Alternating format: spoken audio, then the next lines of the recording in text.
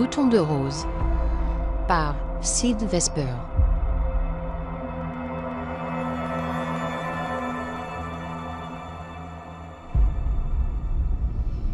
Salaud, fils de pute, espèce de suiveur, sale homme. Planqué derrière l'enfilade de vides ordures, Silis n'avait de cesse de ressasser le truc au coin de son crâne. Connard, culé. Elle se figea. Des feux filèrent. La jeune femme s'enfuit dans sa cachette, sous les amas de déchets en provenance des étages supérieurs. Leurs façades autoroutes luisaient dans la pénombre, cimitères lubrifiés pointant les étoiles, des centaines d'étages plus haut. Ils ne la virent pas. Leurs torches disparurent dans la nuit épaisse. Elle lâcha un soupir, proféra un juron en se glissant hors de sa planque. Ville basse, 2h du mat. Qu'est-ce qu'une petite fleur comme elle pouvait y foutre à une heure pareille ? La rage lui contractait le périnée. Hier soir, la meilleure amie de Silis, Lily, était parvenue, sous les regards lubriques de ses suiveurs, à s'insérer 1 mètre de gaine thermique dans le trou de balle. Elle, Silis, en avait été toute la journée marron de jalousie.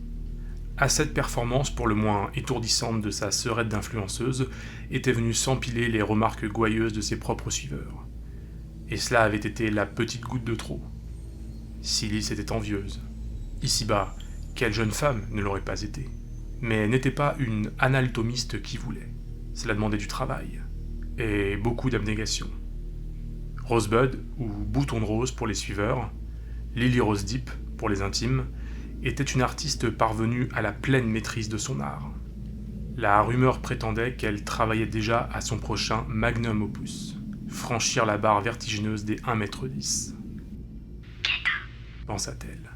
ville cata. C'était le mantra qui lui tournicotait dans le système, l'unique morceau d'une playlist un peu navrante.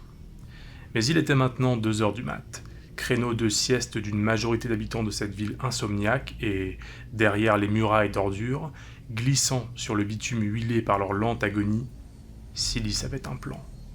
Un truc vraiment super, qui lui permettrait d'occulter la stupéfiante performance de son ami et lui gratter au passage quelques suiveurs. La jeune femme retint son souffle. Son objectif n'était qu'à quelques pâtés d'immeubles. Silis scruta les torches. Leurs étincelles ravivaient des particules de cette nuit morte. Les houplandes recouvrant ces silhouettes anonymes passèrent et disparurent comme de sombres feux follets. Elle compta jusqu'à 10 et 5 secondes plus tard, bondit de sa toile pour s'enfoncer vers sa destination, à l'aveugle, dans les ténèbres mollement délimitées par les façades troglodytes.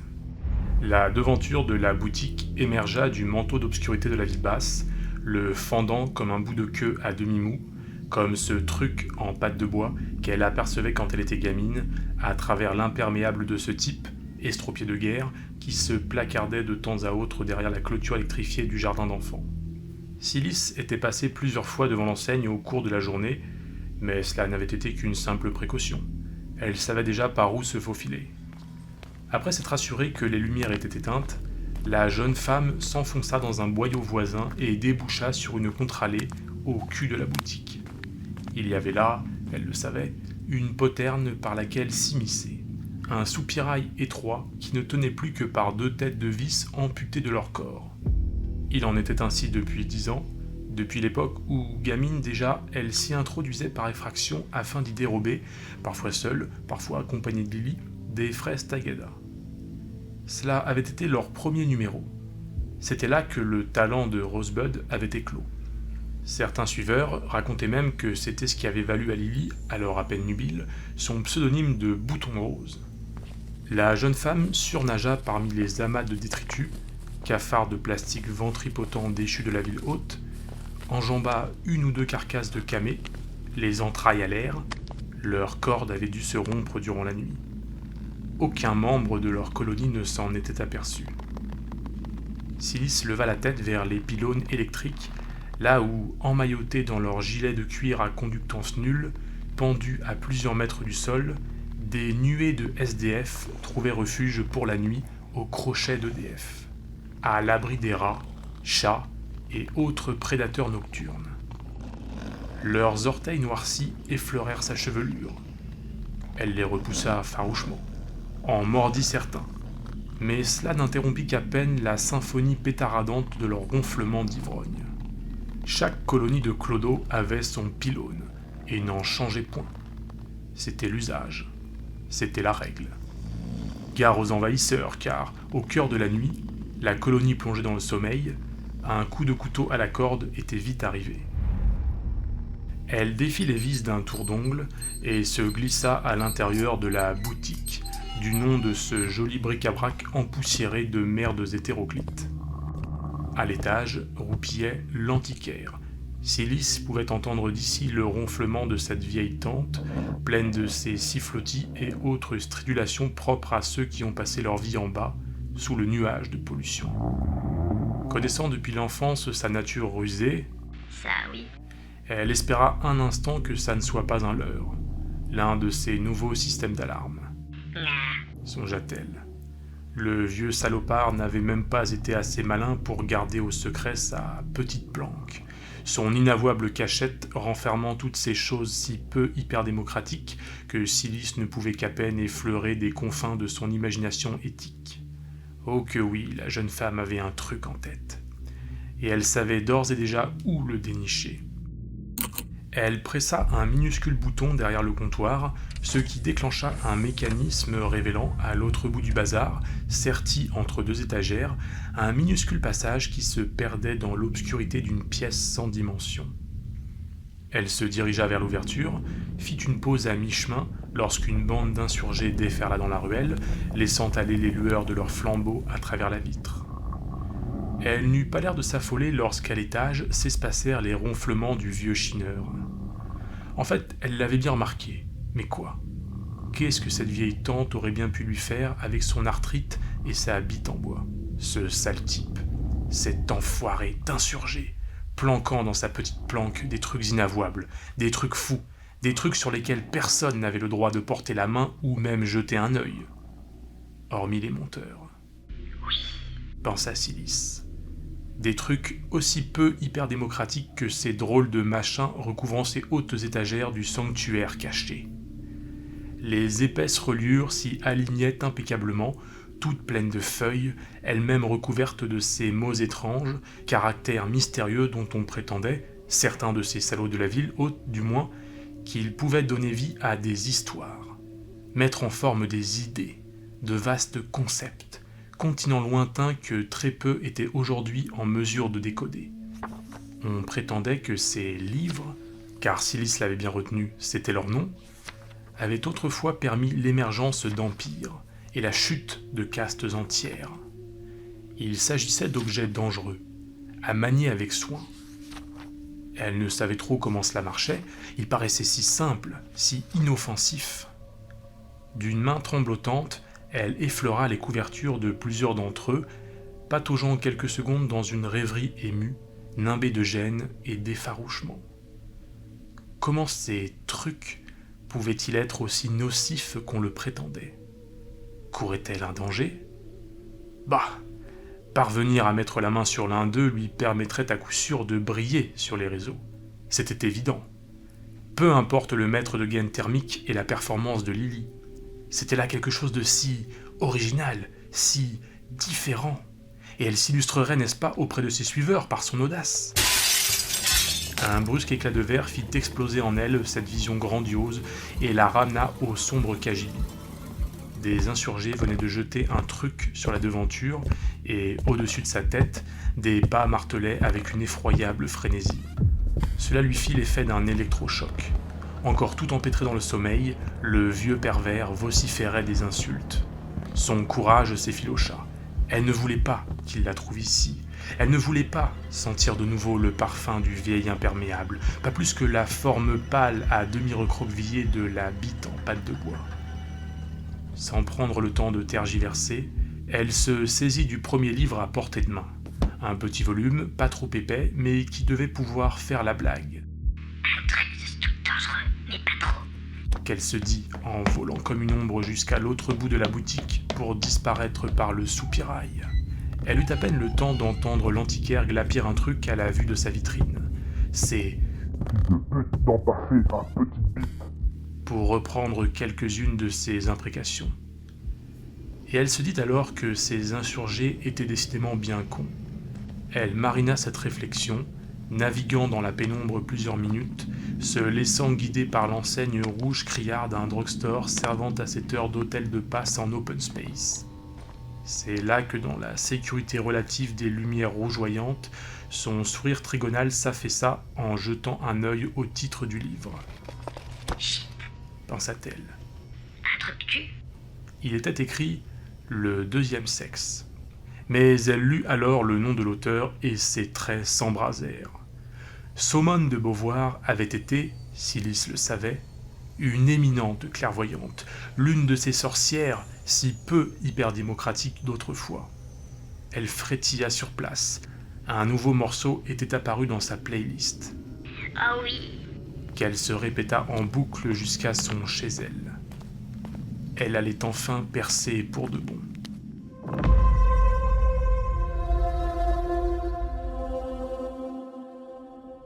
C'était maintenant le matin. La night s'était achevée sans trop d'encombre, tout au plus 5 ou 6 macabres sur le plancher des vaches selon la maison mère. Silis traînassait au pieu, prêtant une oreille distraite à la rumeur des souffleuses.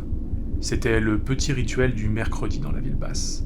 Les immenses pales étaient mises en branle pour ventiler les montagnes d'immondices qui s'y étaient agrégées durant toute la semaine. Défense était alors faite de sortir, et cela convenait bien à Silis. Elle était en grande palabre avec son anatomiste d'amis, Lily Rose Deep, qui se préparait pour son spectacle de 13h, lequel correspondait à la pause déj de ses suiveurs. Rosebud s'affairait depuis maintenant quelques minutes, une poire à lavement dans la main, son cellulaire dans l'autre. comment s'est passé le truc l'autre soir en fait?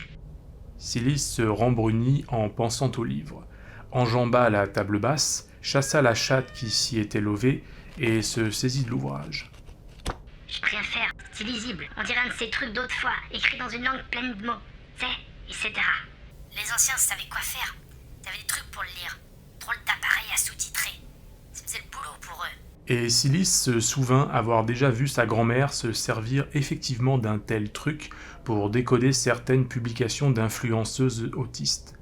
Ces petites parvenues aux bouches pleines de sons et mots étranges, tout arabiscotés.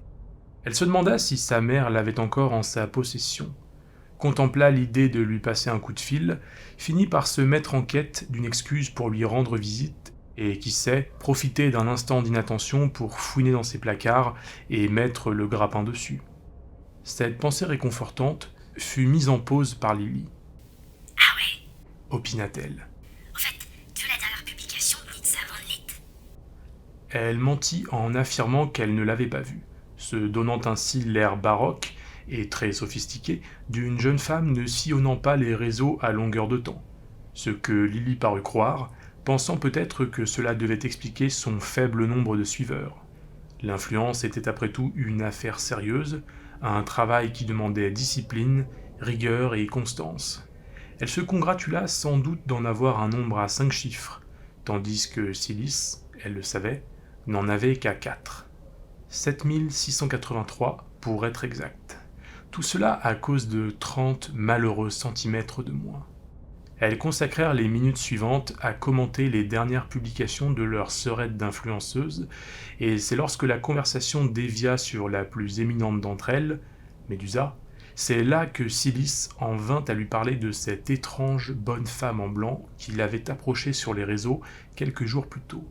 Elle lui avait laissé entendre qu'elle connaissait un moyen de la voir, Médusa. Mais il y avait une condition. C'est pas qu'elle me dit comme quoi elle va pouvoir me trouver un moyen de comment la voir, Medza. C'est pas qu'elle me dit que ce Gouina, ce fils de pute. Qu'est-ce que t'as demandé de faire, biche? Je te laisse deviner. Imagine pile le truc que tu sois capable d'imaginer et additionne-le 2 fois. Donc je le multiplie au carré. Donc tu le multiplies au carré. Ce serait peut-être mieux pas, biche. Pareil que je plein d'imagination, moi. C'est qu'est-ce que mes suiveurs disent, en tout cas. Tous les 17 000 et quelques.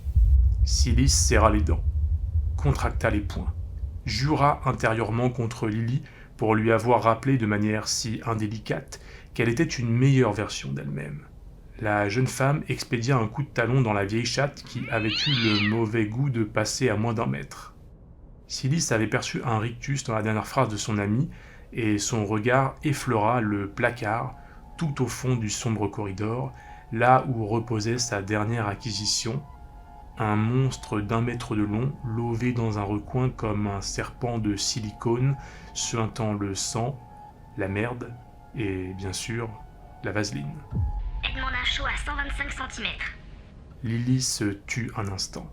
Comme Silis le haïssait, ce silence chargé de sous-entendus, ce non-dit qui lui hurlait aux oreilles « Tu n'y arriveras pas ». Doit être une couinasse. Doit le faire de coup. La question grinça dans le combiné. T'es folle, biche. Est-ce que tu m'agites comme petit truc alors?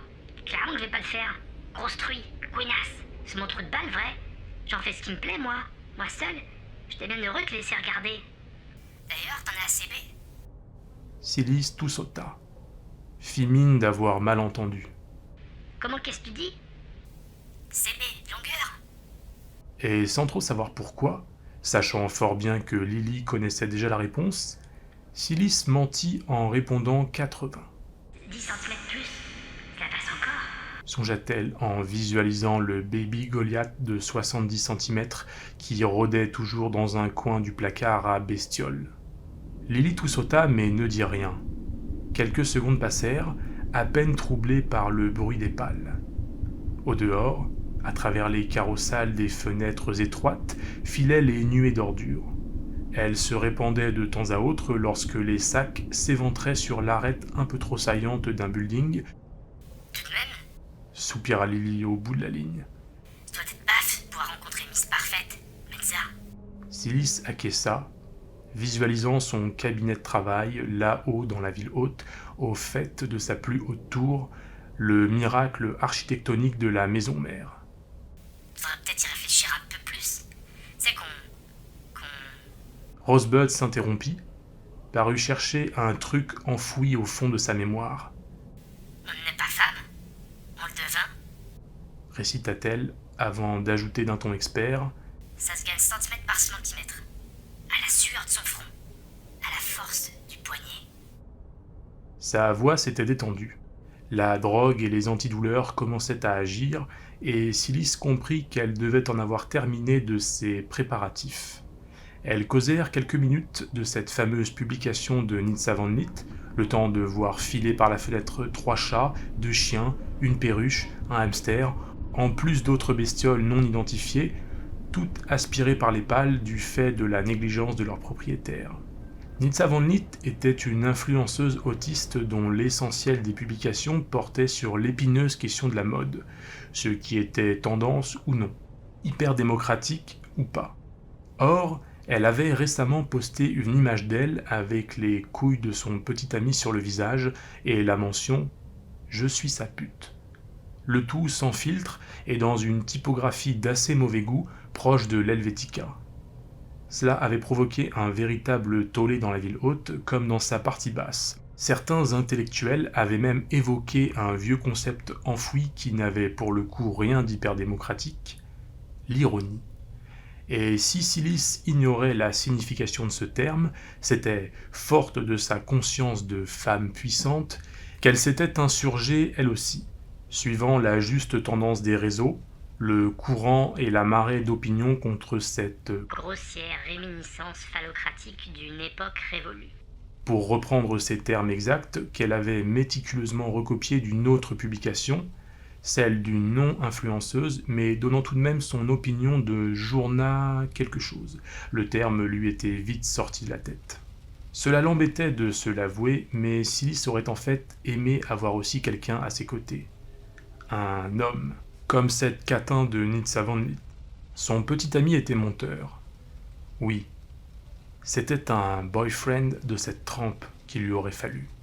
Un monteur. Pour l'aider à infléchir la psyché de ses suiveurs. Mais elle ne se faisait guère d'illusions.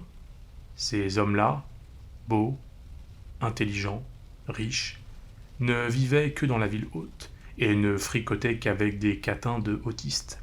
Qui plus est, elle avait entendu dire qu'ils n'étaient qu'au nombre de 200, une règle ancestrale de la guilde à laquelle ils appartenaient.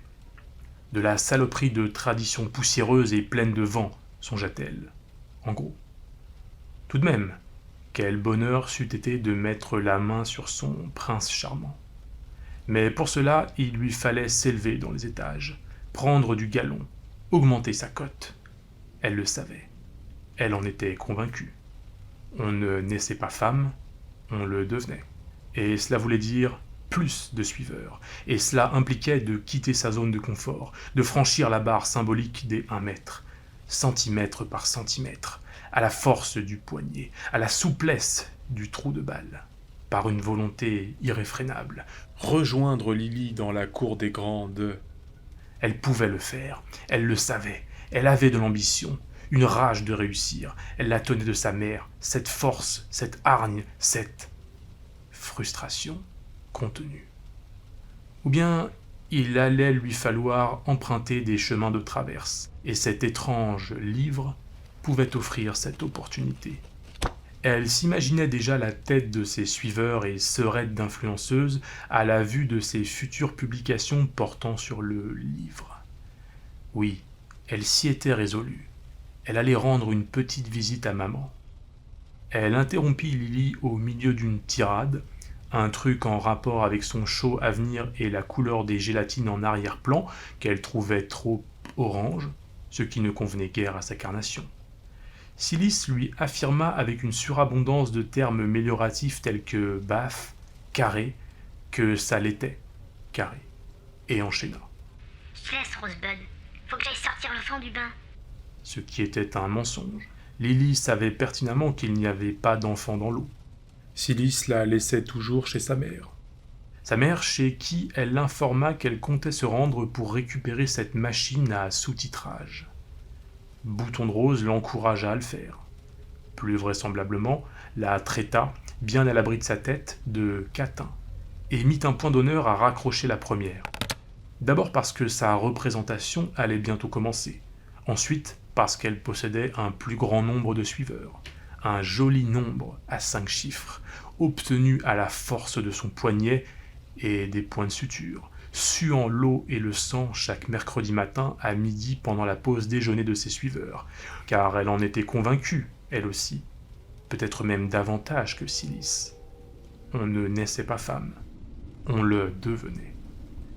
Dehors, à travers les carreaux englués d'immondices, le bruit des pales avait cessé.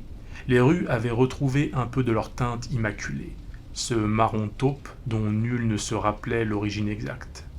Comme un cours d'eau dont le flux se libérerait lentement du gel, la vie reprenait peu à peu ses droits.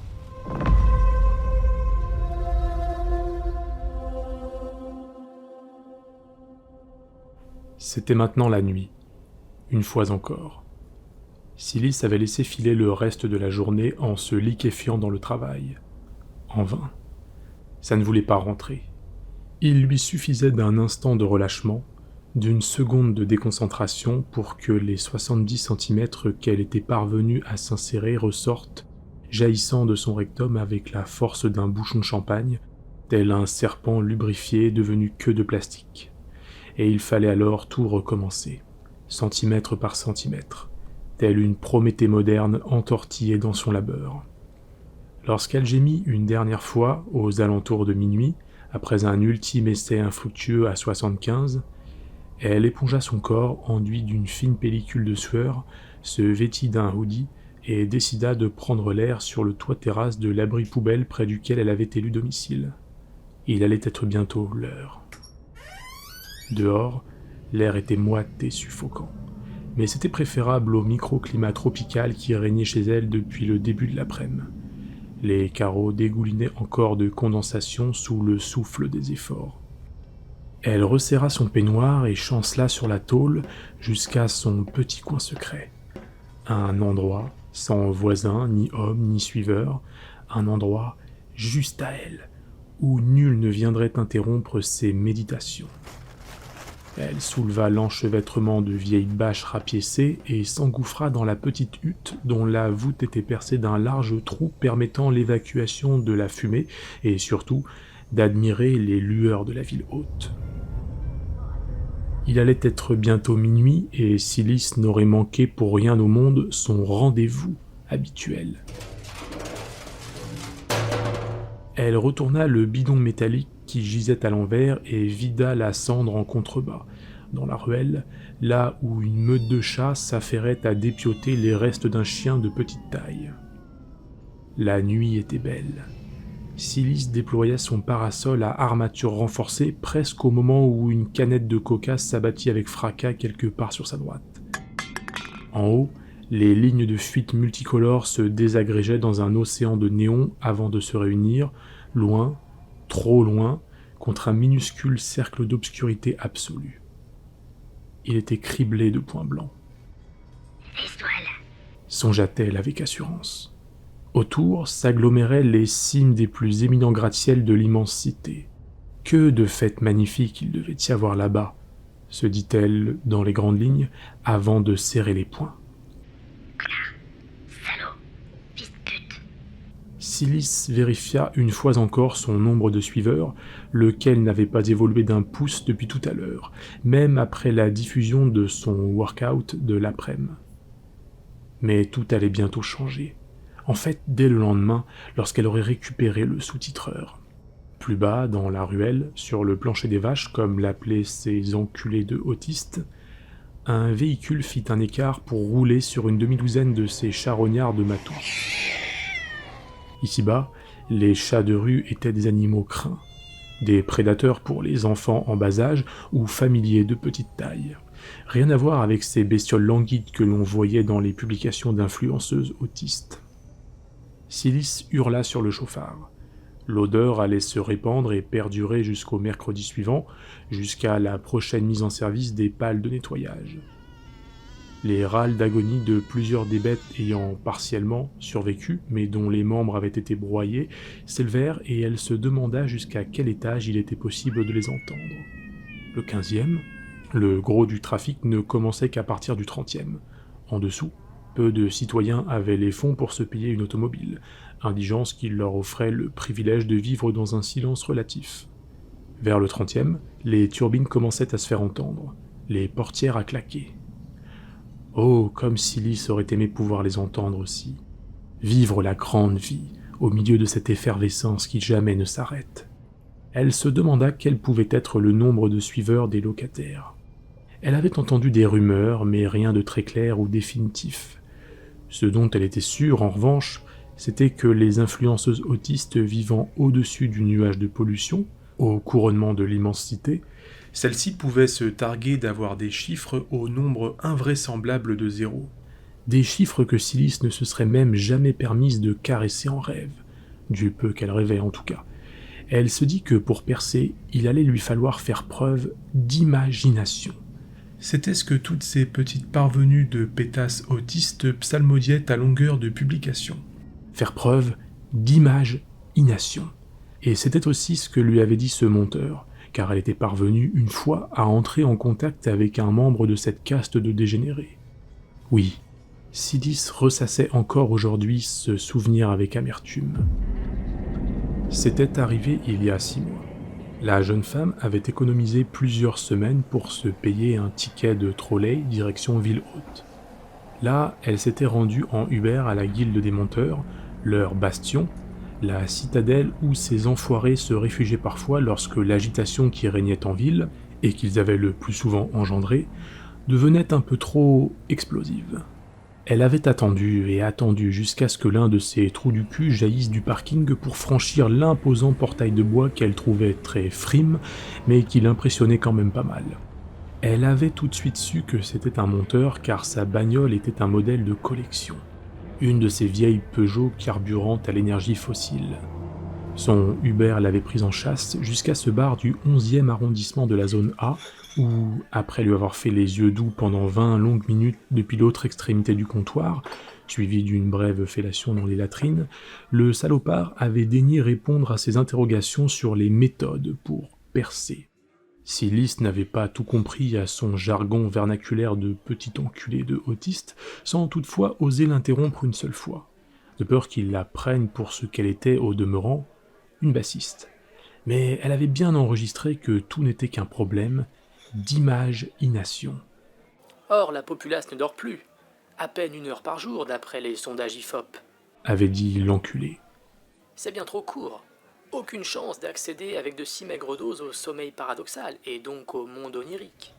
Oui, Silice n'était pas certaine d'avoir compris tous les mots de cette phrase, mais le terme d'imagination ne lui avait pas échappé. Elle s'était donc efforcée de dormir davantage, mais après quelques semaines d'essais infructueux, il lui avait fallu se rendre à l'évidence. C'était chose impossible. Trop de stimulation, trop de travail, de choses à faire. Chaque fois qu'elle ouvrait l'œil, son cerveau se mettait à turbiner et il devenait impossible de replonger dans le sommeil. C'était pourtant là, le monteur lui avait confirmé, que les rêves prenaient racine et éclataient comme des bulles de savon dans ce que ces salopards appelaient l'inconscient. Pip, du sobriquet de cet empaffé de monteur, l'avait répété à tue-tête. Silice avait donc réfléchi à un moyen d'accéder à ce continent mystérieux, fouiné à droite, chiné à gauche, et découvert par le biais d'un microfilm ce qu'elle estimait être une méthode tout aussi viable que celle de ces salopards de monteurs. Silice en avait après eux, c'était certain. Elle pouvait encore sentir les allers-retours du canon de chair à l'intérieur de sa bouche, les parois de sa gorge se dilatant et resserrant sur sa queue en une mécanique répugnante. Elle s'était fait vomir dans les waters, avait maudit ces salauds d'hommes, s'était juré de le griffer en retournant au comptoir, de le dénoncer pour avoir profité d'elle de façon si peu hyper-démocratique. Elle ne lui avait après tout jamais donné son aval pour lui palper les seins durant tout l'acte. L'ensemble du bar avait d'abord paru vouloir se liguer contre lui, mais presque aussitôt, l'ordure avait brandi son titre de monteur, prétendu qu'il s'agissait d'une sorte de rituel d'initiation propre à la guilde, et les choses étaient rentrées dans l'ordre, c'est-à-dire qu'elle s'était fait évacuer manu militari par des gorilles du bar via l'entrée de service, par la porte du derrière, le visage contre terre, ce qui avait eu le bénéfice de lui faire prendre conscience d'une chose. La crasse de la ville haute avait, à peu de choses près, le même goût que celle d'en bas. Pour autant, elle n'avait pas baissé les bras, bien au contraire. Cela n'avait fait qu'exacerber sa détermination. On ne naissait pas femme, on le devenait. Mais il allait lui falloir de l'imagination, beaucoup d'imagination. Le microfilm parlait d'une plante, un de ces trucs qui poussaient autrefois dans la terre. Silice s'en était procuré. On appelait ça la sauge. Et depuis, certains soirs, quand son emploi du temps lui permettait, en fait presque chaque soir, elle montait sur le toit, dans son petit coin à elle, et en faisait brûler dans le baril. Elle disposa soigneusement les feuilles et frotta une allumette. Très vite, la petite hutte fut envahie d'une douce fumée, chaude et entêtante. Elle s'éleva en une lente colonne jusqu'au trou pratiqué dans la toile. « Monte, faut pas te mise !» susurra-t-elle en humant les yeux mi-clos. Silice appréhendait toujours un peu ce moment. L'excitation mêlée à la peur lui dispensait de petits électrochocs de plaisir, mais il y avait surtout la crainte d'être surprise. Le feu, en effet, était la catastrophe la plus redoutée ici-bas. Il aurait suffi que l'un d'eux se déclenche un mardi, le jour qui précédait le grand siphonnage des déchets, celui où les montagnes d'immondices atteignaient leur point culminant. Il aurait suffi d'une flamèche un peu vicelarde pour que le plancher des vaches s'embrase tel un pandémonium. Après quelques longues inhalations, Silice sentit sa gorge la picoter, mais aussi et surtout, elle se sentit progressivement happée vers quelque chose d'autre. Un état second qui, bien qu'elle n'y fût encore que très peu accoutumée, lui faisait voir et ressentir des choses totalement nouvelles et qui n'avaient rien à voir avec tout ce qu'elle connaissait déjà. Comme si les portes d'une petite chambre qui avait toujours été sertie en elle s'ouvraient peu à peu, centimètre par centimètre, un peu plus chaque soir. Elle avait entendu dire que les monteurs parvenaient à un état similaire à travers leurs rêves, et cela l'agaçait un peu. Les rêves étaient gratuits, et surtout, ils ne piquaient pas la gorge.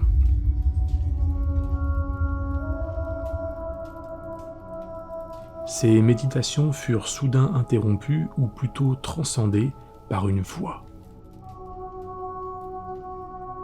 Ses traits se métamorphosèrent, son visage s'embrasa. Voilà ce qu'elle avait attendu et était venue chercher ici à une heure pareille. Son chant. Cela commençait presque toujours de la même façon. La voix, avec l'intensité d'une plainte, serpentait dans la nuit jusqu'à se muer en hymne, une lente mélopée qui paraissait jaillir du ciel. Silis, hypnotisé, quittait dès la première note le plaid qui l'emmitouflait, tendant l'oreille, sous le charme, pour n'en rater aucune. Elle parvenait à distinguer des formes incertaines de mots parce qu'il y avait moult sons et césures. Elle se dit qu'ils devaient constituer des phrases établissant un message. Percer son secret était devenu son obsession, mais ses recherches avançaient peu. Elle en avait bien parlé à Lily, mais cette dernière prétendait n'avoir jamais entendu de voix de femme à minuit. Elle était de toute façon bien trop occupée avec ses représentations du soir. Silis la soupçonnait de savoir quelque chose, un truc qu'elle aurait voulu lui cacher. Était-il possible que Rosebud ait décrypté le message et l'ait gardé pour elle, qu'elle en ait tiré un enseignement qui ne demeurerait pour Silis qu'une énigme? On n'est pas femme, on le devient. Oh, Mezza, qu'est-ce que vous voulez me dire? Car c'était bien la voix de l'influenceuse que Silis entendait chaque soir. Elle en était convaincue. Elle en avait décidé ainsi. La sauge, la fumée, tout le rituel, cela ne pouvait signifier qu'une chose, venir à sa rencontre. Sauf que personne ne rencontrait ni ne parlait jamais à Médusa. C'était la rumeur, ici, dans la ville basse. Omniprésente, mais invisible. Femme puissante, mais plus fragile et éphémère qu'une ombre. Immuable, insaisissable. Elle tendit l'oreille, et tandis que l'étrange mélopée s'évanouissait dans la brume humide du nuage de pollution, il lui vint pour la première fois l'idée étrange que peut-être la voix de Médusa n'émanait point de la ville haute, du fait de sa plus haute tour, celle de ses quartiers de la maison mère, mais d'en dessous, là, dans les ruelles, sous leurs pavés crasseux englués de jus de bagnole. La jeune femme caressa cette idée quelques instants, puis la renvoya dans la pénombre de sa pensée, au placard, avec toutes les sornettes qu'elle se figurait parfois.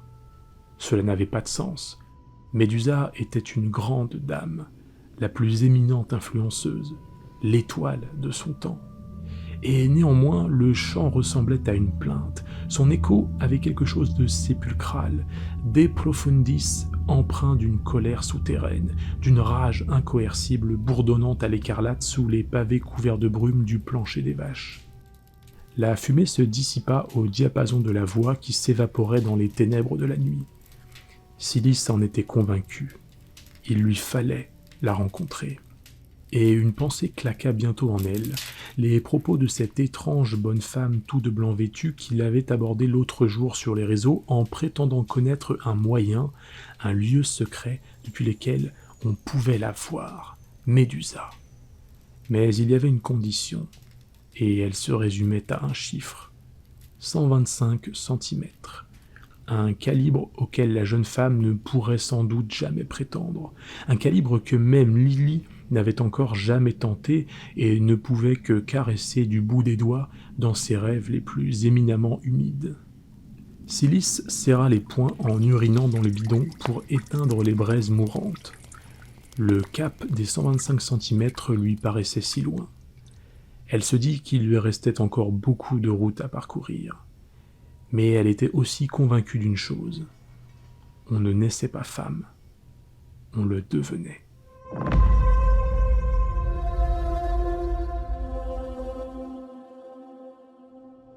Le lendemain, à l'envers, Silis s'était donc rendu chez sa Rome, où le plan s'était déroulé à peu de choses près comme prévu. La jeune femme était ressortie un quart d'heure plus tard, le sous-titreur dissimulé sous son hoodie. En claquant la porte, sa mère l'avait traité de catin, d'incapable. Ce qui faisait ses affaires car cela lui conférait une bonne excuse de ne pas lui rendre visite avant longtemps. Cela l'aiderait du moins à ne pas trop culpabiliser. Juste avant cela, les deux femmes avaient eu un de leurs échauffourées habituels, un de ceux où la harpie lui vociférait dessus à s'en rompre les cordes vocales, à en faire trembler les cloisons de la chaumine, posée à même le plancher des vaches, comme une sinistre maison de poupée faite de matériaux de récupération. Les voisins ne s'en préoccupaient pas. Ils étaient eux-mêmes si accaparés par leurs propres engueulades, si absorbés à faire vibrer les murs de leur propre taudis.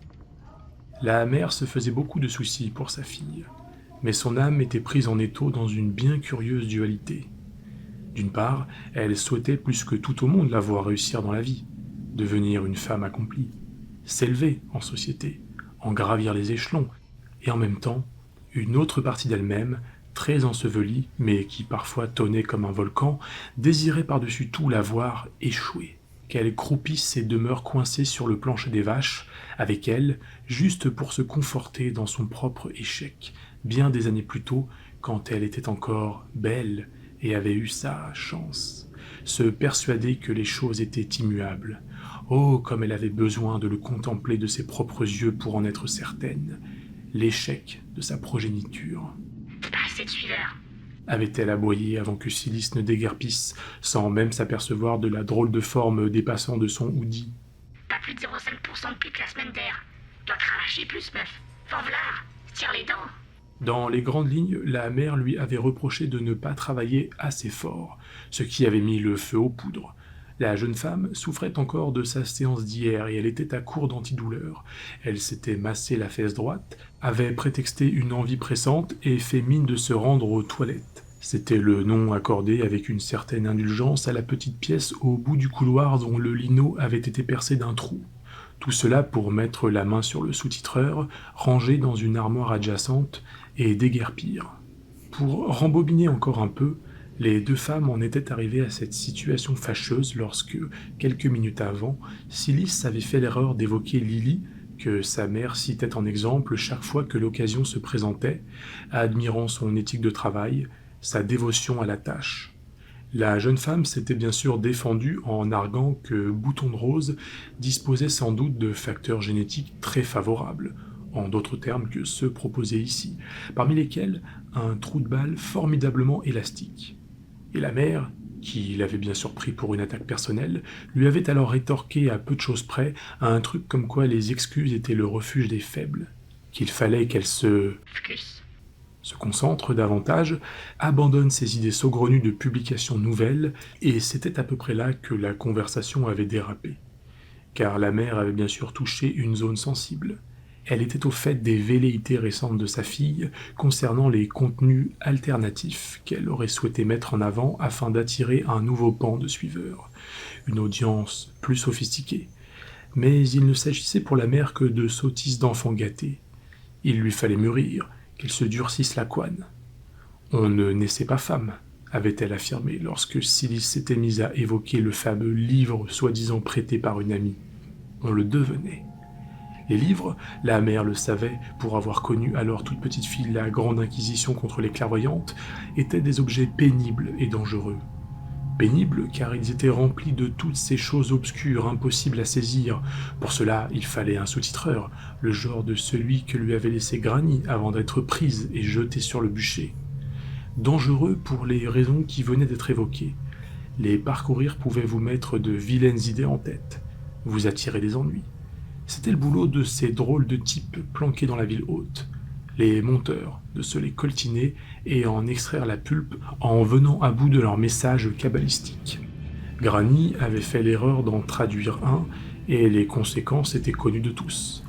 La chaleur dévorante des braises rougeoyait encore sur les joues de la mère quand elle fermait les yeux et repensait au grand bûcher sur lequel elle l'avait vu disparaître. Cela et le fait que Granny avait noirci le nom de la famille d'un opprobre indélébile. Dans les ruelles du plancher des vaches, il arrivait encore à la mère de sentir les flammes d'un doigt inquisiteur, tison anonyme chastement brandi vers elle.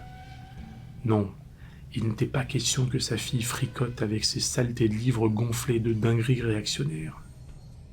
Elle se fit même la réflexion que, sitôt après son départ, elle sortirait le sous-titreur de l'armoire et irait l'enterrer à quelques pâtés d'immeubles dans l'ancien complexe industriel d'Ibuc, les vieilles usines Renault, où son homme avait sué jusqu'à leur fermeture, avant d'être fauché par un canapé de cuir véritable en provenance directe de la ville haute. Foutu déménageur, Songea la mère en versant une petite larme. Le canapé, lui, s'en était sorti miraculeusement indemne.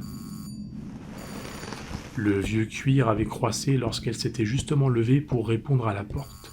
Qui venait l'emmerder un jeudi matin de si bonne heure? Coup d'œil dans le Judas. Juron en y voyant sa gourde de fille se dandiner d'une jambe à l'autre. Elle s'était empressée de lui ouvrir. Le toit, viens voir ta piotte. Bonjour, maman. Les pleurs de la petite résonnaient depuis l'autre bout de la masure, entrecoupés du tapage des voisins s'efforçant de se rendormir. 30 minutes avant, Silis s'était éveillée, une drôle d'impression lovée à l'arrière du crâne, repensant aux mots de Médusa qu'elle avait cru entendre la veille. Était-il possible qu'elle ait fait un rêve ? Elle s'était habillée pour rendre visite à la matrone. Par la fenêtre, le jour n'était pas encore levé. Un froid glacial suintait des encoignures de la maisonnette. Silis aimait cela. L'immense cité ne commençait qu'à émerger de sa courte sieste. La nuit était encore profonde, aussi vierge qu'une page blanche, ouverte sur l'océan des possibles. Elle s'était rendue chez sa Rome à reculons. Elle s'était dit que marcher à l'envers devrait faire passer le temps plus vite.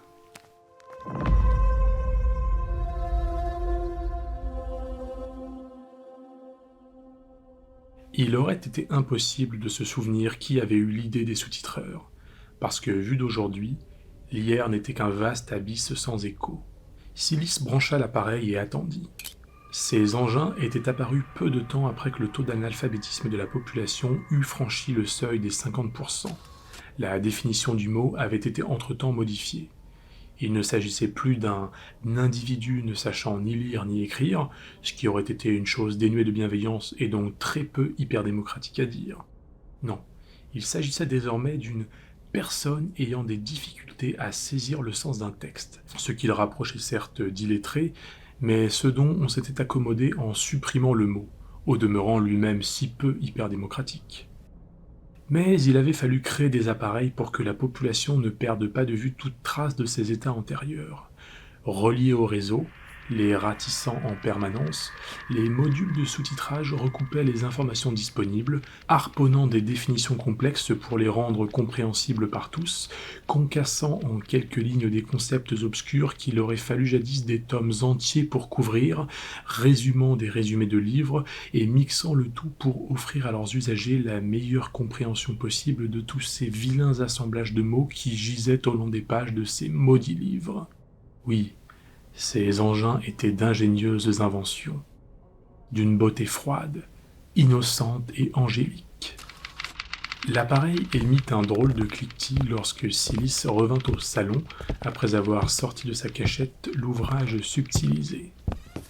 Il était écrit sur la couverture « Le deuxième sexe », titre qui ne l'aurait guère impressionné si elle n'avait été déjà au fait de la sulfureuse réputation de son auteur, Saumone de Beauvoir. Saumone avait été en son temps, à l'époque lointaine de la Grande Inquisition, une redoutable clairvoyante. Elle avait certes fini sur les grands bûchers hyperdémocratiques, mais la sorcière était entre-temps parvenue à verrouiller le crâne de toute une génération de jeunes femmes perdues pour la cause, et le mal devait perdurer des décennies encore, jusqu'à être éradiqué par les influenceuses, les monteurs et les jurys populaires de la Grande Inquisition.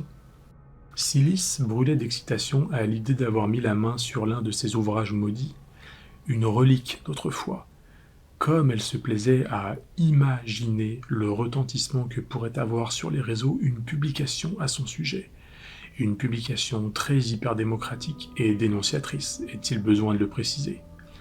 L'espace d'un instant, elle caressa même une pensée folle, celle que Médusa pourrait en prendre connaissance, que cela pourrait attirer sur elle son attention, et qui sait, ses faveurs. N'était-ce pas là le rêve de toute influenceuse, de toute femme de profession féminine, en fait de toute personne ?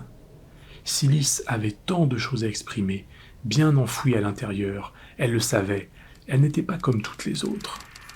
Le sous-titreur interrompit son vrombissement après que le pointeur soit parvenu au bout du premier paragraphe et lut d'une voix asexuée.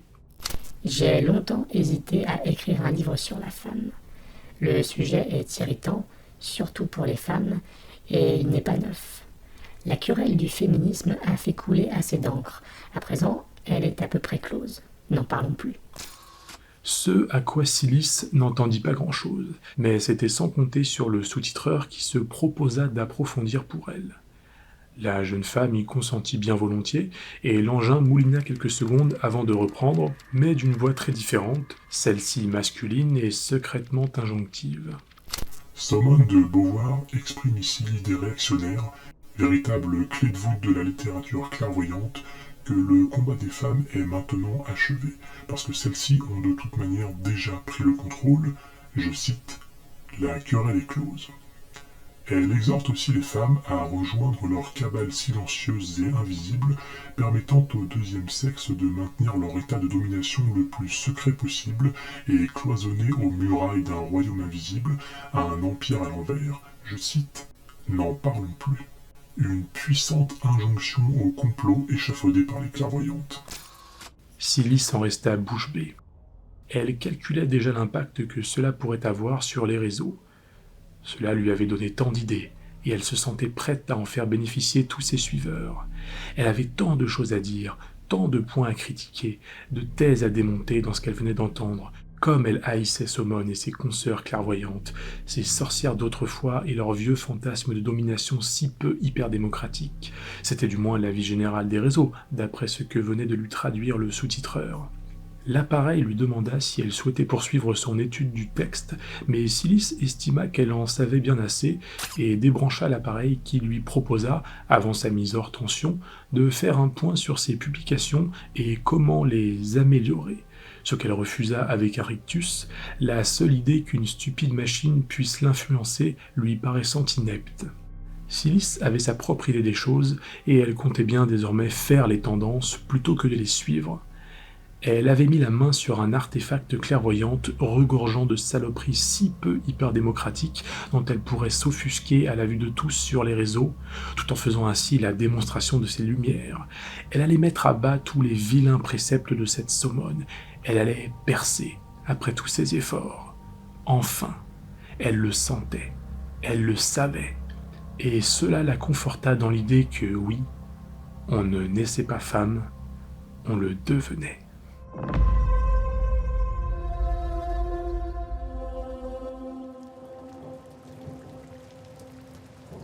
Quelques mois plus tard, disons-le clairement, Silice n'avait toujours pas percé. Pire, sa base de suiveurs s'était corrodée. Pour reprendre les choses dans l'ordre, quelques jours après sa traduction du deuxième sexe et la mise en ligne de ses nouvelles publications, Silice avait constaté une sensible augmentation. Faible, médiocre, effroyablement décevante, ce qui l'avait plongé dans une torpeur méditative. Puis, du soir au matin, ce nombre s'était mis à dégringoler subitement lorsqu'un groupe d'influenceuses autistes tombées dessus par quelque mystérieux hasard algorithmique s'était mis en besogne de rabrouer tout son travail. Cela n'avait rien eu de fracassant. Aucun buzz particulier, ce dont Silice aurait au moins pu tirer parti. Non. Le blitz avait été d'une froide effectivité, un démolissage en règle et, pour des filles comme elle, l'affaire de quelques secondes, le tout sans qu'elles n'en tirent rien de plus que d'apporter une fois encore au gouffre intarissable des réseaux la preuve de leur bonne conscience hyperdémocratique. Sans doute avaient-elles tout oublié le lendemain, 1 heure après leur sieste quotidienne. Silice, elle, s'était réveillée avec un goût de merde dans la bouche, les vestiges de ce qu'elle avait toujours considéré comme son œuvre, son empire de sable, réduit en cendres à ses pieds. Elle s'était bien rendue chez sa mère, mais la vue de son enfant ne lui avait pas apporté de réconfort et était donc repartie presque aussitôt, après lui avoir donné le sein, sous les pleurs qui, au travers des cloisons, ressemblaient aux plaintes d'un petit animal inconnu et l'avaient hanté tout le chemin du retour. Pire encore, son amie, Lily, était parvenue quelques jours plus tard, projetant une ombre supplémentaire sur son échec, à franchir la barre symbolique des 110 cm, sorte de muraille infranchissable, véritable Nanga Parbat sur lequel nombre de leurs consoeurs s'empalaient des années durant, jusqu'à tirer leur révérence et prendre leur retraite aux alentours de 18 ans, l'âge où débutaient en général leurs complications rectales. Cela ne s'était pas fait sans effort, sans larmes ni halètement, sans un décalitre de vaseline et 5 boîtes de Kleenex imbibées de sang. Mais Lily était une performeuse, une artiste bénie parvenue à la pleine maîtrise de son art, le genre qui n'émergeait qu'une fois ou deux par mois sur les réseaux. Il s'y murmurait d'ailleurs qu'elle travaillait déjà à une autre performance plus étourdissante encore. Je doute dans quelques jours je viserai encore plus haut. Avait-elle déclaré à ses suiveurs en ajoutant qu'elle ne devait pas se relâcher. Terme technique signifiant qu'il lui fallait encore battre le fer tant qu'il était encore flexible et détendu. Et même si aucun chiffre n'avait été avancé de manière officielle ou explicite, c'était bien naturellement que les regards avides des suiveurs avaient convergé sur la cime vertigineuse des 120 cm, apex auquel peu d'entre elles s'étaient déjà frottées, et que seul un nombre encore plus infime était parvenu à franchir sans encombre. Un nouveau sommet qui, Lily en avait bien conscience, constituait le sésame ultime pour percer enfin. Silis avait suivi tout cela du coin de l'œil, l'estomac noué, comme de coutume chaque fois que son ami s'attirait l'attention des réseaux. À sa rancœur étaient venus s'agréger les nouveaux messages de cette étrange bonne femme tout de blanc vêtue, laquelle avait renouvelé sa proposition de lui révéler un moyen de voir Médusa. La condition, elle, demeurait identique. 125 cm. Pas un de plus. Et surtout, pas un de moins. Avait susurré l'odieuse bonne femme dans le combiné. Un continent inaccessible. Acmé que nul n'avait jamais atteint. La seule pensée de ce chiffre vertigineux suffisait à lui faire serrer les dents de douleur. C'était à peine si, au cours du mois passé, Silis était parvenu une fois ou deux à tutoyer la frontière des 80. Que dire alors de 45 cm supplémentaires? C'était un objectif inatteignable. Elle avait certes entendu des rumeurs selon lesquelles une poignée d'influenceuses des alentours du 50e étage avait performé en approchant des 122, mais Lily prétendait que ça n'était que des légendes urbaines, des bruits de canalisation, comme on les appelait ici-bas. Alors, quelle est votre réponse, Silis? Avait chuchoté la femme de son accent insupportable de pétasse autiste, le ponctuant d'un vilain rire qui lui faisait penser à de la grêle sur une plaque de tôle. Je vais voir. Un soupir, d'aise cette fois, lui avait fait écho dans le combiné, et une seconde plus tard, la salope avait raccroché. Silis n'arriverait jamais à 125 cm. Elle en était consciente. Pas dans cette vie. Pas avec ce corps. Pas avec ce trou de balle. Mais elle songea aussi qu'il n'était pas nécessaire que cet exploit soit accompli par elle, en personne. Beaucoup d'influenceuses utilisaient après tout des palaquès ou modèles de substitution pour corriger des parties de leur corps dont elles étaient le moins satisfaites. Grâce aux technologies d'incrustation vidéo, les suiveurs n'y voyaient que du feu, ou du moins faisaient semblant de ne pas se rendre compte du subterfuge, un des mécanismes de protection parmi les mieux lubrifiés de leur inconscient, l'un des nombreux à se mettre en branle chaque fois que leur innocente salacité se voyait mise à l'épreuve. Oui, le plan s'assembla dans sa tête.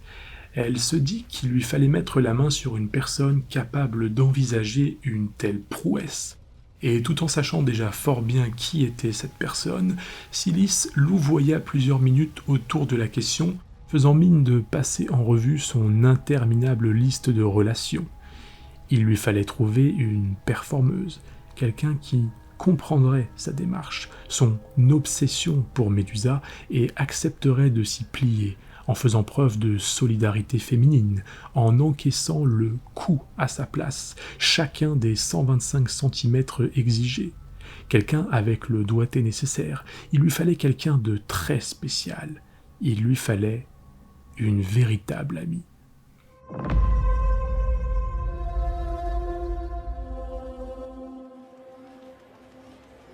Les deux amis se rejoignirent au 19e niveau du grand centre commercial de Battery Park situé au 68e étage de la ville basse. Silis arriva en avance à leur point de rendez-vous, Porte V.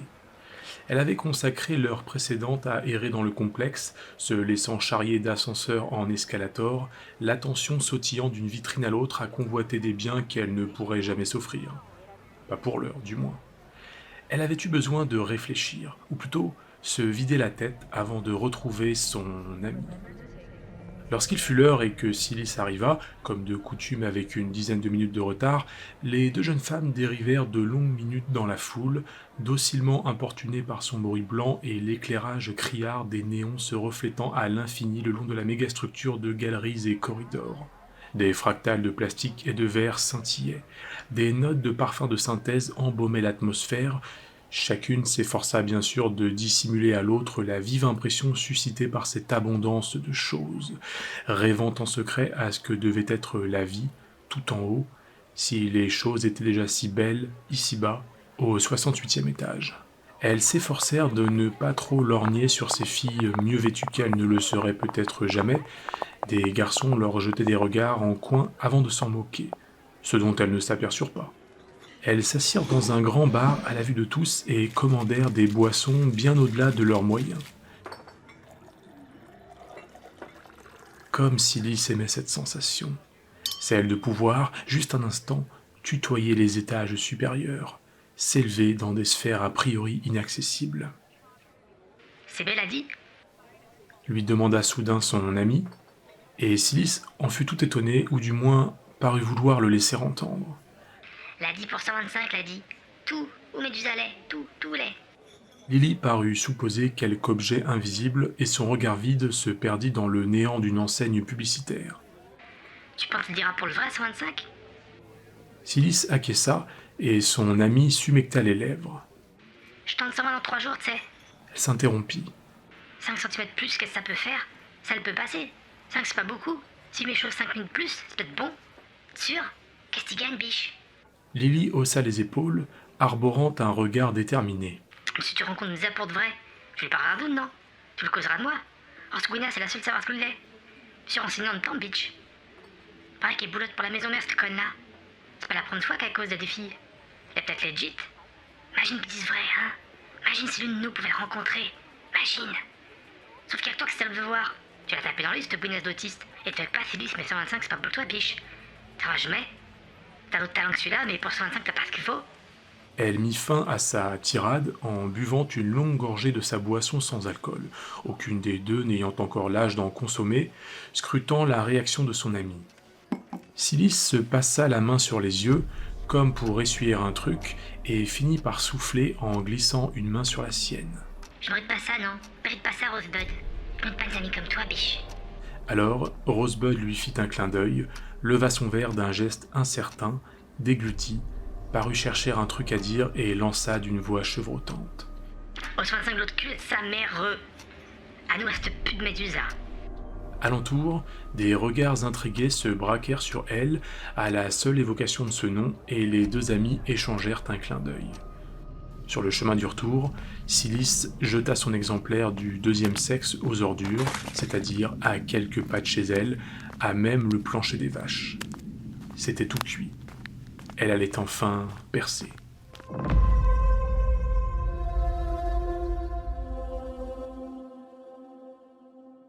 La représentation avait débuté à 22h et Lily mourut à 22h33. La progression sur les 120 premiers centimètres s'était pourtant déroulée sous les meilleurs auspices. Rosebud avait senti la forme glisser en elle avec aisance, mais une fois le cap fatidique franchi, et durant les quelques centimètres qui s'étaient ensuivis, elle avait brusquement senti une vive douleur, comme une lame la déchirant en deux. Il y avait eu un sinistre craquement, et son trou de balle avait cédé d'un coup. Les suiveurs qui avaient assisté à l'accident en direct sur les réseaux, et auraient pu être considérés comme des témoins, s'étaient empressés de déguerpir, leur bite encore à demi-molle dans la main, tandis que certains, impuissants, l'avaient regardé se vider de son sang jusqu'à la dernière goutte.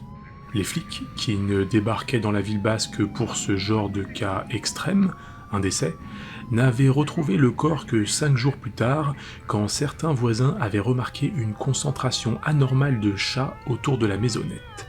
Lily détestait les animaux, et il était de notoriété publique, bien que personne n'en eût jamais récolté la preuve, qu'elle avait empoisonné plusieurs d'entre eux à la mort au rat.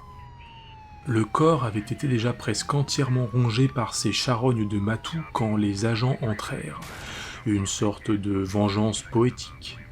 Le coroner avait pondu un rapport de 5 pages bardé de termes techniques et savants pour désigner en somme une chose bien triviale, une rupture de l'élastique anal. Quand les flics l'avaient découverte, le corps de la jeune femme était recroquevillé sur un bout de gaine électrique. Ils en avaient extrait une 50aine de centimètres d'elle, en plus des 74 autres que son anus avait déjà expulsés à cause du relâchement post-mortem. L'attention des enquêteurs s'était ensuite portée sur la boursouflure écarlate qui semblait avoir poussé de son rectum, sorte de bouton de rose planté là comme un œil béat soutenant leur regard, et l'enquête n'était guère allée plus loin. L'un des premiers agents sur place, qui était en secret l'un de ses suiveurs et qui, de manière encore plus confidentielle, avait assisté dans l'anonymat des réseaux à la prestation en live, n'avait pu retenir, secoué par l'émotion, ses regrets qu'une si belle fille soit fauchée ainsi dans la fleur de l'âge. En d'autres termes que ceci. Mais il est vrai que Lily avait été très belle. Silis avait étudié le replay maintes et maintes fois. Elle lui devait bien cela, son ami. Il n'avait presque rien manqué à Lily. Un malheureux centimètre pour tutoyer les étoiles. Les portes de la grandeur s'étaient ouvertes un bref instant, puis refermées tout aussi sec, matérialisées par un sinistre claquement d'organes protractiles tirant sa révérence. Le diagnostic de Silis avait été un mauvais échauffement. Backstage, ou durant la quinzaine de minutes précédant la performance et qu'elle consacrait en général à répondre aux questions de ses suiveurs, Lily ne s'était pas préparée avec assez de sérieux. Elle avait beaucoup ri à leurs blagues, leurs petites attentions, ce qui n'était pas habituel et dénotait, selon Silis toujours, une certaine appréhension.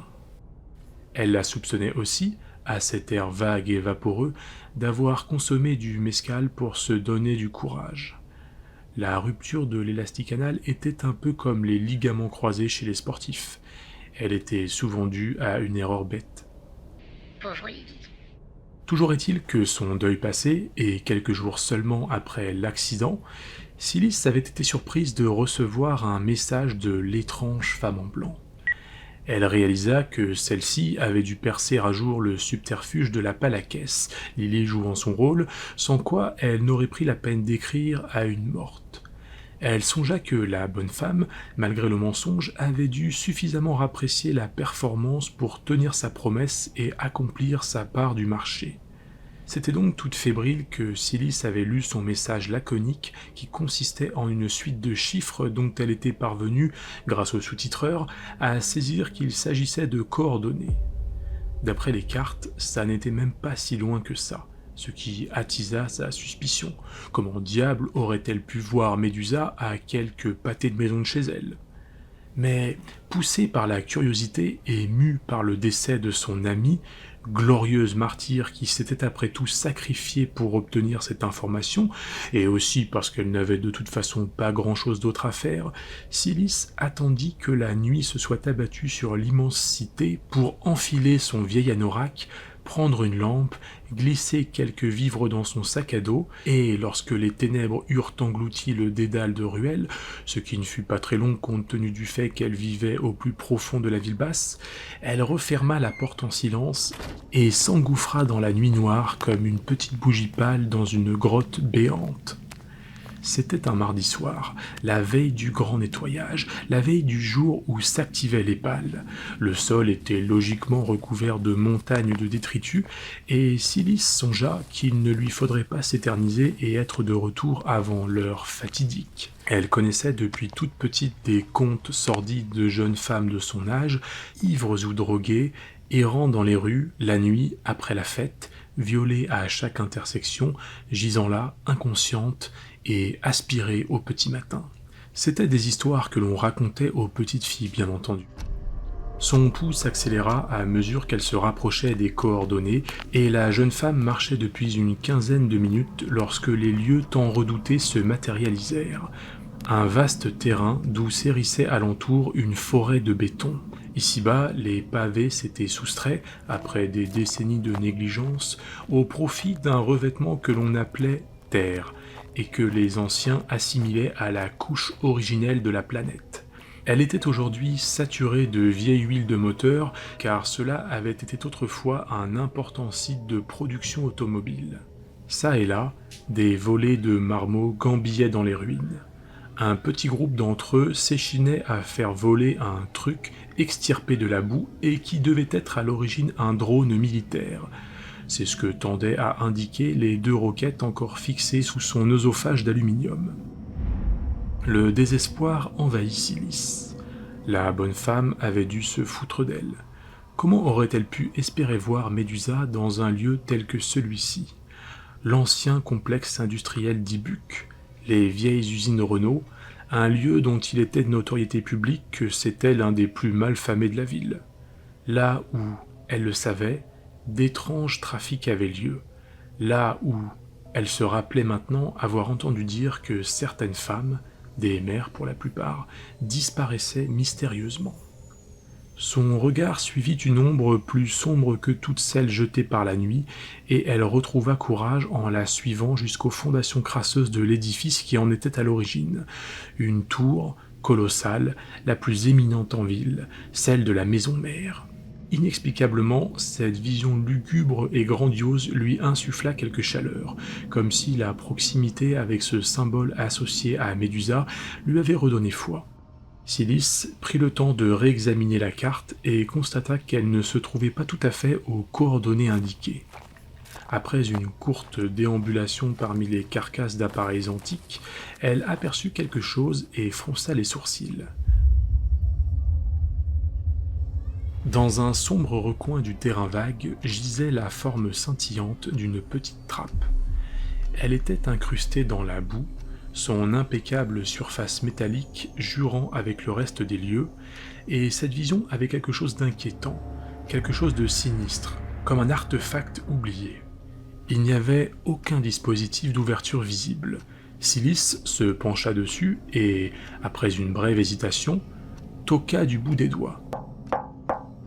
Pas assez fort pour se faire annoncer, comme elle l'aurait fait à une porte, ce à quoi elle se refusait encore à apparenter la trappe, mais suffisamment pour avoir un ressenti de ce qui se trouvait derrière.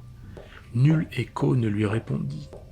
Le bruit était mat, comme étouffé par la matière, par quelque chose de si vaste qu'il l'aurait aussitôt dévoré sans en laisser la moindre trace, et c'est alors qu'une petite voix éclata dans son dos. Il ne faut pas aller par là. Il y a des choses terribles de l'autre côté. Silis se retourna pour faire face à une gamine qui pouvait avoir dans les 6 ou 7 ans. Elle lui demanda ce qu'elle entendait par là, mais n'obtint guère de précision. La môme continua de psalmodier que des choses terribles se dissimulaient derrière. Alentour, une foule de petites trognes au cou émaillé de crasse s'était réunie. C'étaient des sauvageons d'ici, des engeances de la ville basse, la couche la plus inférieure de la société, sans suiveur, sans voix pour s'exprimer, ni oreille pour les entendre. Silis avait entendu dire qu'ils s'exprimaient dans une langue étrange et inconnue, que la populace en avait peur, les battait, et que, pour cette raison, la plupart demeuraient muets pour le reste de leur misérable existence, et c'était d'ailleurs bien ce qu'ils se bornaient à faire maintenant. Se taire et l'observer, leurs regards sertis dans la pénombre comme des billes luisantes d'indiscrétion.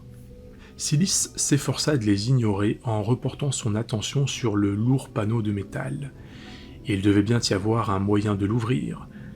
Elle retournait le problème dans tous les sens lorsque la petite fille s'approcha et fit éclater une nouvelle fois ses paroles fluettes, mais pleines d'une gravité qui avait de quoi surprendre.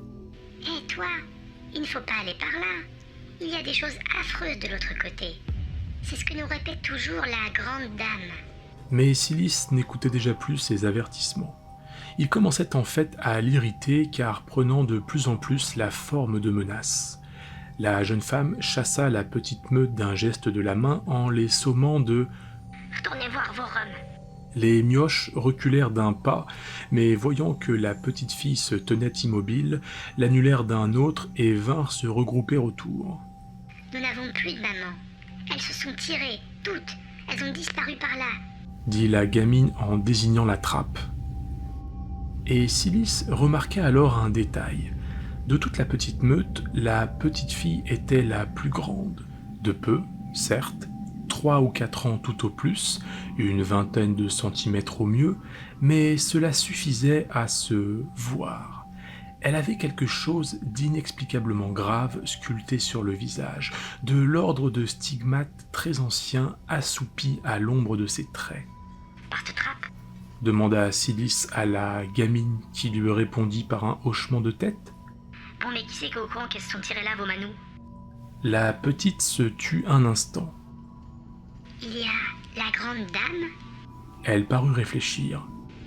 la chose qui se cache sous la trappe, Elle compta sur ses doigts. il y a nous, Ses pupilles s'ancrèrent sur Silis, qui remarqua alors seulement que l'une était de couleur verte et l'autre bleue. et maintenant, il y a toi. » Silis déglutit. La gamine avait quelque chose d'intimidant, quelque chose qui nageait encore docilement en elle, mais n'attendait qu'un rien pour surgir, Est-ce que tu peux nous les ramener? Je vais retrouver vos mamans. murmura Silis. Je vais venir avec elle. Mais d'abord, je dois rencontrer quelqu'un de très important. Le visage de la petite fille, jusque-là plus impassible qu'une poupée de cire, se fissura alors. Les 2 épingles de ses pupilles jaillirent de ses orbites. Menteuse! Vous dites toutes la même chose, que vous allez voir quelqu'un d'important là-dessous, mais vous ne revenez jamais. T'as le catin, vil catin. Les autres mômes reprirent à tue-tête, Catin, vil catin, vil catin. et Silis sentit une vague d'effroi déferler sur son cœur. Vous êtes sale cul de gamin. Qu'est-ce que vos roms ont appris? Il y eut un bref silence, et ce fut comme si de cet éclat, les souvenirs de leur courte vie avaient inondé en un éclair le marais de leurs âmes fraîches. En silence, ils se souvinrent, ces enfants perdus aux mines repoussantes, et quelques-uns se mirent à sucer leurs pouces, et tous se murèrent dans une sorte de grand rêve collectif. Tous, à l'exception de la petite fille qui, prenant soudain conscience de quelque chose, se mit à pleurer. Elle agrippa les mains de Silis et supplia, l'implora de ne pas partir, de ne pas l'abandonner à cette tâche, cette responsabilité bien trop lourde pour elle de veiller sur eux tous. Et Silis, qui avait déjà pris sa décision, se dégagea, vociféra qu'elle était attendue, hurla même le nom de Médusa que nul ne prononce pourtant jamais ici. En sourdine, il y eut un déclic, presque inaudible, comme un murmure secret. La gamine serra plus fort, s'agrippa à ses jambes, s'accrocha à ses vêtements, écorcha les siens en se faisant traîner sur le sol, car Silis avançait maintenant d'un pas sûr, car elle avait bien remarqué qu'en lieu et place de la trappe, à quelques mètres, presque à portée, se dressait un trou flanqué d'une échelle. Mais la sale gamine se cramponnait et, désespérée, craignant que la trappe ne se referme, elle assena un puissant coup de talon qui fit mouche et lui brisa 2 dents de lait.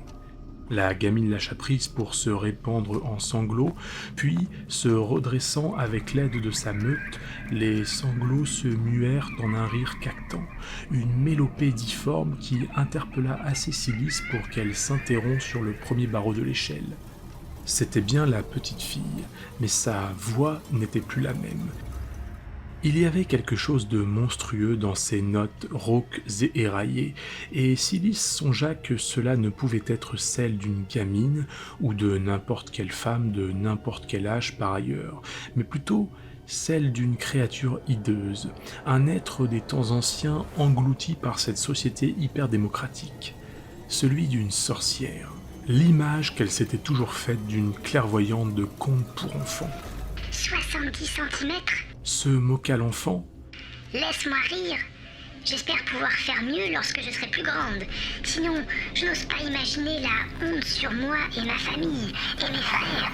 Ces pauvres petits hommes, petites billes tout frais et incapables. La fillette éructait d'un plaisir diabolique, et l'essaim de Mioche, tout docile et apeuré, s'agrégea à elle de ses petites poignes crasseuses, la caressant, terrorisée par cette transformation, comme une chose qu'ils auraient craint depuis le départ. Ils l'imitèrent néanmoins en jetant à Silice des regards réprobateurs. « Oui, je ferai mieux. » répéta la fillette à l'envi comme une invocation. Elle vociféra qu'elle serait la meilleure version possible d'elle-même, que cela ne faisait aucun doute, et elle psalmodiait encore ces mots lorsque Silice s'engouffra à la hâte dans le trou d'ombre. La trappe se referma comme un couperet, et l'écho de cette voix tonitruante lui parvint encore quelques minutes, le temps qu'elle descende une centaine de barreaux, puis s'éteint tout à fait. Il régnait une obscurité absolue. Silice descendit plusieurs minutes sans apercevoir la plus petite lueur au bout de ce puissant fond, et elle s'étonna qu'il lui faille descendre si bas pour rencontrer une femme aussi éminente que Médusa. Elle fit une pause et pensa à Lily. Elle songea à la somme conjuguée de leurs efforts pour qu'elle puisse ne serait-ce que se tenir ici, et reprit courage, malgré ses poignets qui commençaient à la faire souffrir. L'atmosphère était sèche, étonnamment douce, et Silice se dit qu'elle pourrait tenir ainsi encore des heures, suspendue au barreau, même si les crampes qui lui rongeaient les membres lui soufflaient le contraire. Elle reprit sa descente, pas à pas, et franchit quelques centaines d'échelons supplémentaires. Elle pouvait être là depuis quelques minutes ou plusieurs heures. Un incendie se déclara bientôt dans ses biceps. À un moment, elle hurla quelque chose, peut-être un nom, plus vraisemblablement un juron de souffrance, mais nul son ne lui répondit, et elle se rappela qu'il n'y avait pas d'écho dans le multivers. Plus tard, peu de temps après, à moins que cela ne fût une éternité plus loin, Silice, ne sentant plus ses membres pétrifiés par l'effort, comprit que sa foi était en train de vaciller. Mais cela ne dura qu'un instant, à peine celui d'une étincelle, parce qu'elle avait cru apercevoir au loin, très loin en contrebas, une faible lumière, sorte de phare perdu aux confins de la nuit. Et même s'il aurait été impossible d'en déterminer la distance exacte, quelques dizaines de mètres, des mondes d'écart, Silice pressentit qu'elle n'avait jamais été aussi proche de Médusa. Et en effet, elle ne l'avait jamais été. Alors elle poursuivit l'effort. L'air se faisait de plus en plus chaud. La lueur ne se rapprochait guère, mais cela importait peu. Médusa n'était plus loin. Elle le savait. Elle n'en avait jamais été aussi proche. Et jamais plus elle ne le serait. Bientôt, elle se dresserait face à elle dans toute sa magnificence. Après cela, dès le lendemain, elle mettrait les bouchées doubles, ferait l'impossible pour réussir là où Lily avait échoué, franchir la barre des 125 centimètres. Oh oui, elle allait percer. C'était écrit, n'est-ce pas? Du moins, elle le savait. Ainsi, elle continua, échelon après échelon, se refusant de lâcher prise. Silice allait devenir la meilleure version possible d'elle-même, à la sueur de son front, à la force du poignet.